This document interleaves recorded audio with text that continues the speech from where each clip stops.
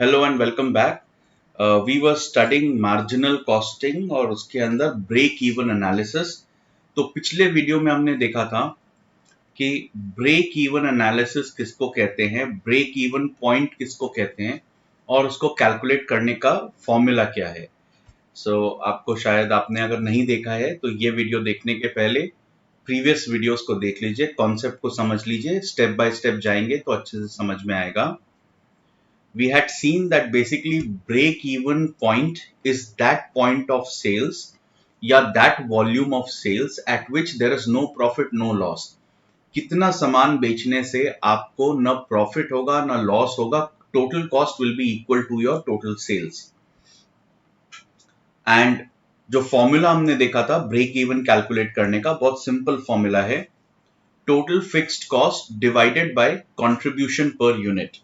अब ये फॉर्मूला ऐसा क्यों है और कंट्रीब्यूशन क्या होता है, कंट्रीब्यूशन पर यूनिट क्या होता है, ये सब अगर आपको नहीं पता तो आप पहले वाले प्लेलिस्ट में जाकर पहले वाले सारे वीडियोस एक लाइन से देख लीजिए जिस ऑर्डर में अपलोड हुए हैं, उसके बाद come back to this video. Now चलिए let's do a practical problem जिससे ये कॉन्सेप्ट और ज्यादा क्लियर होगा। तो यहाँ पे क्वेश्चन है, a company produces and sells 1000 units of a product per month at the rate of 20 rupees per unit। 1000 units बेचते हैं और एक यूनिट का सेलिंग प्राइस है 20। The variable cost is 12 per unit and the fixed cost is 3000 per month। Remember ये fixed है, ये number of unit से वेरी नहीं करता, इसीलिए ये फिक्स्ड है। तो पर मंथ 3000। अब इस डेटा के साथ आपको कैलकुलेट क्या करना है, सबसे पहला आपको कैलकुलेट करना है what is the break even point in units. कितने यूनिट्स बेच लेने पर इनकी सारी कॉस्ट रिकवर हो जाएगी, there will be no profit no loss. And second, अगर सेलिंग प्राइस को 20% कम कर दिया जाए तो ये ब्रेक इवन पॉइंट चेंज हो जाता है, आगे जाके देखेंगे कैसे हो जाता है। तो what will be the new break even point. So let's see how this will be calculated. We have gathered the following information: selling price 20 rupees per unit, variable cost 12 rupees per unit and fixed cost is 3000। तो break even point निकालने का formula मैंने आपको बताया, fixed cost divided by contribution per unit. Fixed cost तो we already know, contribution कैसे निकलता है अब प्रीवियस वीडियोस अगर आप नहीं जानते हैं तो प्रीवियस वीडियोस प्लेलिस्ट में जाके सीरियल ऑर्डर में देख लीजिए, then please come back to this video. But contribution is nothing but sales minus variable cost, या फिर पर यूनिट कंट्रीब्यूशन अगर निकालना हो तो सेलिंग प्राइस या per unit selling price minus per unit variable cost will give you contribution per unit. एक unit का contribution कितना है towards the profit.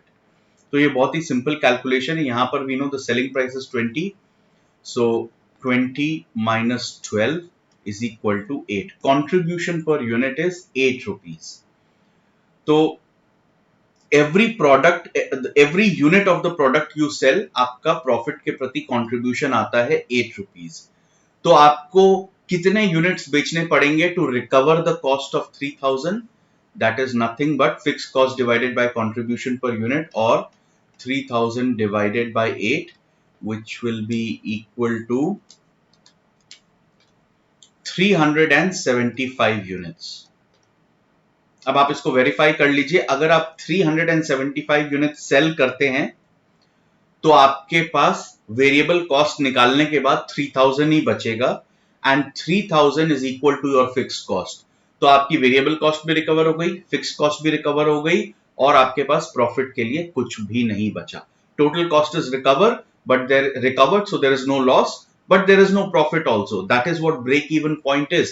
When there is no profit or no loss, we call that as break even point।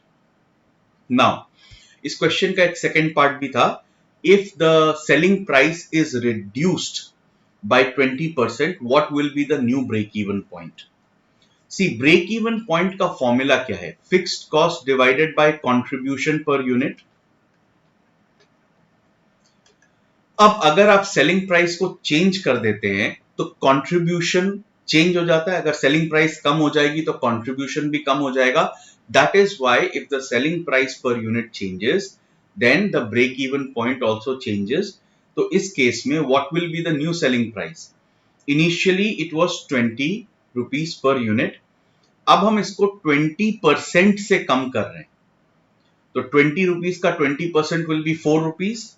So the new selling price is now 16 rupees. Instead of 20, you are now selling the product at 16 rupees per unit. Let's do the calculation again. Fixed cost is 3000 divided by contribution per unit, which is nothing but selling price minus variable cost. So this will be equal to 3000 divided by 4.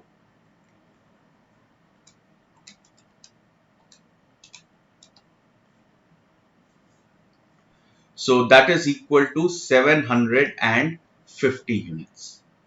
So to achieve break even, आपको हर महीने 750 number of units of your product आपको बेचने पड़ेंगे.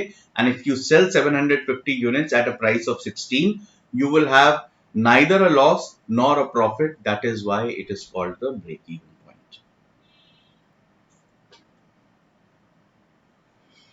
Now let's consider another scenario.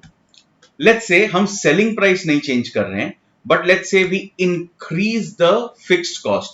Initially we said the fixed cost is 3000. Now we are saying the fixed cost is not 3000, it has gone up to 5000. In this case, what will be the break even point? It's very simple. 5000 divided by 20 minus 12. 5000 divided by selling price per unit minus variable cost per unit is equal to 5000 divided by 8, which is equal to 625 units. If you are able to sell 625 units, आपकी variable cost तो recover हो ही गई, plus 5000 of fixed cost is also recovered, so there is no loss, plus there is nothing remaining for profit. So no profit, no loss. That is what break even point is.